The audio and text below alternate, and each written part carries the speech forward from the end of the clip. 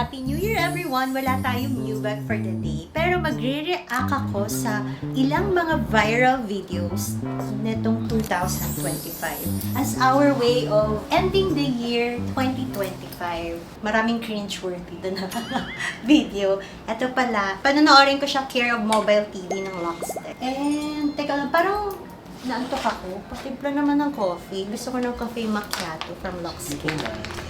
Yan yung first video natin. Ba't natatawa kayo? First video. Ay, naka-record na to? Hindi naman to viral ah. Ano to eh? Ako nag-edit nito eh. Tapos idea ko yung content. Ganda naman, di ba? Ha? Wala tong AI. Ano to? 1 week namin tong inedit kasi dapat iba-ibang outfit. Tapos ito, inspired to sa content ni Heart Evangelista. Ganda naman ah. 1 million. Wow. Sabihin ko ba yung reason? Ha? Tulog ka lang talaga niyan. Oo. Wala ako. Tulog ako. Tapos siya nag-take over ng video. Tsaka first time ko mag-vlog dyan. Dami niya nga fans dyan eh. Oo. Tapos ako pa yung binash. Palitan na daw ako. Oo, sabi ng iba mas magaling pa daw ako, JR. Ayan. Ito yung naging meme sa TikTok eh. Mga katawa. May gumagawa ng mga Meme, basta ng meme. videos. Oo. Meme. Gamit tong video na to. Ay, ito syempre.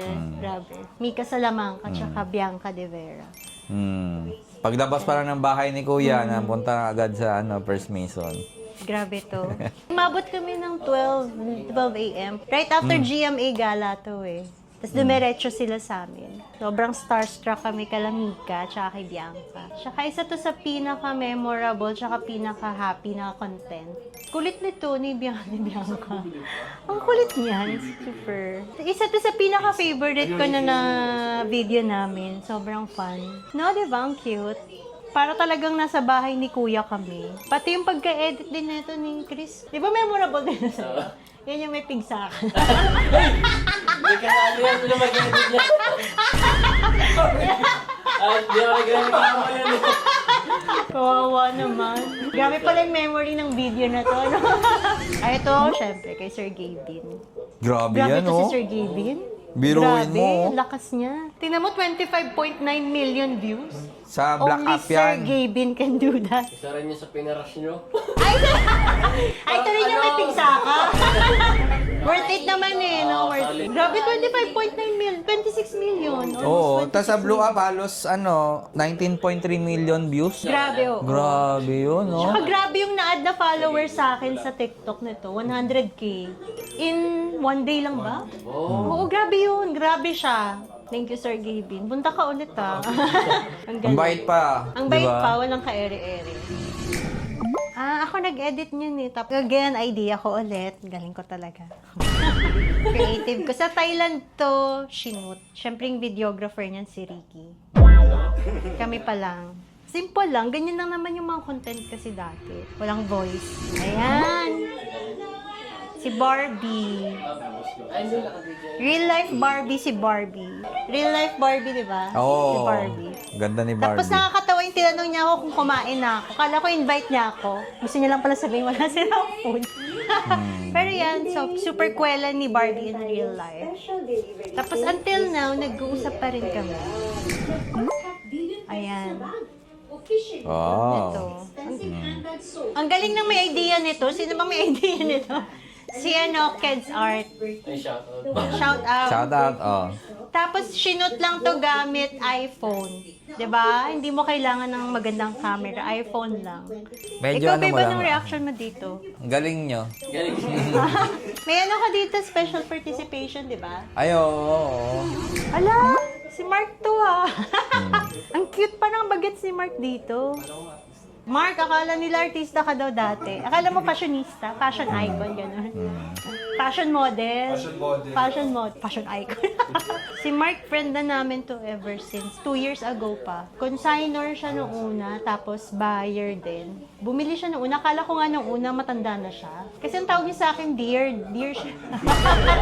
Parang ang formal. Tapos nagulat ako, ang bata pa pala niya. 25 pa lang siya nun. 25 pa lang siya noon. Ngayon, 28 na siya. Alam, Mark, malapit ka na magtrentahin. Welcome to the club! Syempre, itong ganda. Oh, yan, Sam oh. Pinto. Oh. Si Sam Pinto, sa mga hindi nakakaalam, nag-help siya dati sa pinaka-first business namin, yung perfume business namin. Pinapadalhan namin siya ng mga perfumes. Ang ganda pa rin niya. Kay Dara natin yan si Sam. Hello, Sam Pinto. Ayan. Ito, babe. Oh. Ayan, memorable yan sa'yo. Kaya nga eh. Nagasgas mo yung gulong ng Benz. Tapos di tayo bumili, no? Oo, on test drive lang tayo, nakagasgas pa tayo. Shout out kay Francis, yung sales na nag-handle sa amin. Up to now, kahit di kami bumili, nagtitext pa rin siya, nag-greet siya ng happy birthday, nagpapadala sila ng card, greetings, yan. Nagpaano pa yan? Yung meron silang basketball, yung jersey. Ayun, Di ba ikaw nagpadala ginamit pala siya mo? ng jersey. Na customize, may Customized. apelyido natin. May nakalagay Na team Mercedes-Benz. din ka. Oh. Pero yung pinakauna naming Benz, yan, siya yung sales namin. Tapos ano to, babe, nagasgas mo yung mads. Tapos hindi tayo pinagbayad. Thank you kay Sir Tony. Oh, Sir Tony. Sir Tony, thank you Ay, ito si Julia. Sobrang aga nung shoot na to eh. Tapos yung videographer namin that time, nag-back out same day. So tatlo lang kami nila Ten nun, tsaka ni Ricky. Nung nag-shoot kami niyan. Tapos si Julia Barreto pa. Nagtataka ka ba nag-back out yung videographer? Ayaw niya ba ma-meet si Julia Barreto? Ito yung Care of Honor. Ay, oo. Oo, thank you, Honor. Bait ng mga Honor. So, bumili si Honor sa atin with Julia para ipa-raffle. Feeling close Diba? ako. Hi, Jules. Oo. Pero starstruck ako kay Julia niya eh. Ito. Naging the flush ako. Ang reaction ko dito, ba't mataba ako? Sino nag-edit? Ikaw, babe. Ano reaction mo? Ang galing. Sana tuloy-tuloy. Ang ganda yung story nito. Kamukha ni Song Ye Kyo. Ay, oo nga pala. About sa yaya. Yung storyan, si ma'am. Pero ang ganda ni Ma. Nag-gift siya sa yaya niya, di ba? Si Miss Chai, tabunaway ng Her Choice. Ito yung pinakaunang client na dinala ni Ten sa amin. Tapos ito rin yung pinakauna na meron tayong kinontent na exotic leather na babe. Ito yun. Hello, Miss Chai of Her Choice. Ang ganda rin yung story ng niya, yung brand. Yung mother niya, Battered wife. Tsaka Tapos ang sabi sa kanya, ng mama niya, wala naman daw siyang choice. Kaya naging Her Choice. Kasi you will always have a choice. Oo, di ba? Ito. Ito yung pinakaunang Viva Max artist na binlog namin, si Miss Dani Yoshida. Tuwang-tuwa ka dito, babe, di ba? Yan, mate! Naka-shades ba ako dyan, no? Oo, di ba? Wala pa. Ito! Sobrang memorable to, si Sian Gaza. Lumipad pa kami to Thailand. Nag-celebrate din kami ng birthday niya with him. Nasaktuhan natin magpunta natin, no? Birthday pala niya. Birthday niya. Hello, Sian. Gamit mo pa ba yung bag? Nandyan pa. Ang bait niya in person. Tapos lalaking-lalaki siya in person. Kasi sa image niya sa mga video niya, kala mo ano eh. No? Kasi Mars! Pero hindi, lalaking-lalaki siya. Ayan! Oy! Si V! Si Hello, V!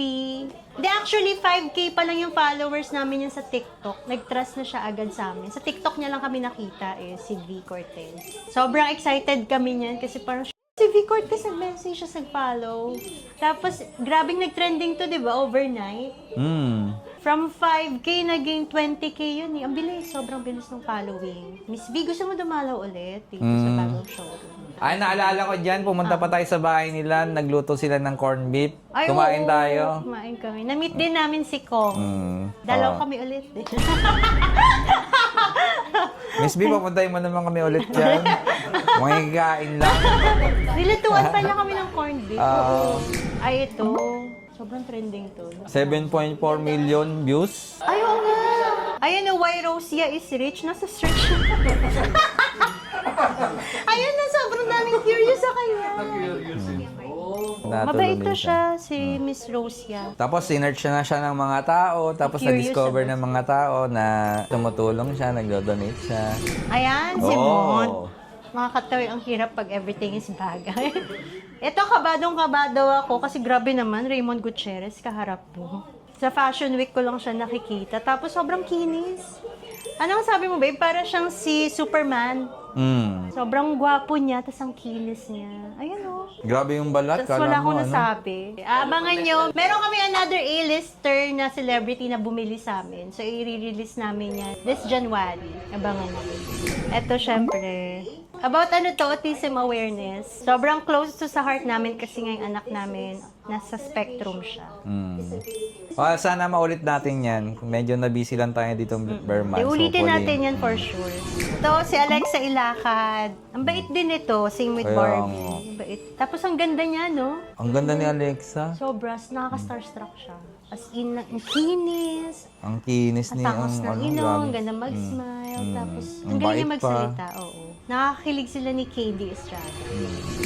Ay, ito si Angelic Manto. Pumunta siya ng grand opening namin. Tsaka siya yung pinakaunang influencer or content creator na nag-trust sa amin. Nag-i-start pa lang to yung content creation namin na to. Ano to? Tama, January 3. Tapos maalag pa yung camera, babe, di ba? Ako yung nag-shoot niyan. So, December natin na-shoot yan. December yan shit. Tapos yung mga comment niya nakakatawa, ayan o. Parang ano daw ba to? Collab with Bonnie. Eto babe, nakakatawa. Amoy plastic. Gusto ko to ulitin. Amoy plastic. Tapos yung itsura ko nito mukha bumibili lang ng suka. New day. Naiya na ako. Yung mga intro pa lang niya, ganun. New day, new bag. Ngayon, gawin mo na. Ngayon Ayoko na, na naiyak. Gawin mo na nga yung intro mo ng ano. Amoy plastic. Kaya talaga to. Hindi ko lang ma-delete kasi 3.2 million views. Ay, ito. Grabe to si Glenda. Si Madam. Oo. Grabe to si Glenda mamili. Parang wala lang. Tapos dito niya ni-reveal na may boyfriend na siya. Yan. Ito yung pinakaunang nagdrama ako. Parang gusto kong tanungin, parang sino bang umaaway sa akin dyan? Ba't ba ako umiiyak? Or may pinagdadaanan ako ata yung time na yan eh, na babe? Baka happy ka lang. Happy lang ako ng time. Sino kayong maaway dito kay girl ng time na to? Pagkaiyakin talaga ako eh.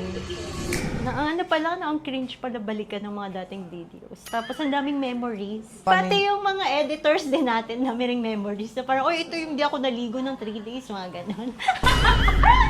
Pero sobrang saya kasi yung 2025 din yung pinaka-breakthrough year ng First Miss Son and ni Miss J-Ann kasi 2025 lang naman ako nag-start ng content creation. And who would have thought na in my 30s, trentahin ka na, bigla ka magiging content creator. Yun lang, nakakatawa. Nakakatawa lang, parang super unexpected yung naging journey namin dito sa First Miss Son in terms of content creation and sa business din namin. So, we are looking forward sa 2026 na makasama pa rin namin kayo, ang aming viewers, ang netizens, ang aming community. So, thank you for supporting us and for loving our contents. It means a lot to us. So, thank you and Happy New Year! Yay! Happy New Year! Sa darating na 2026, samahan niyo pa rin kaming mag-beauty,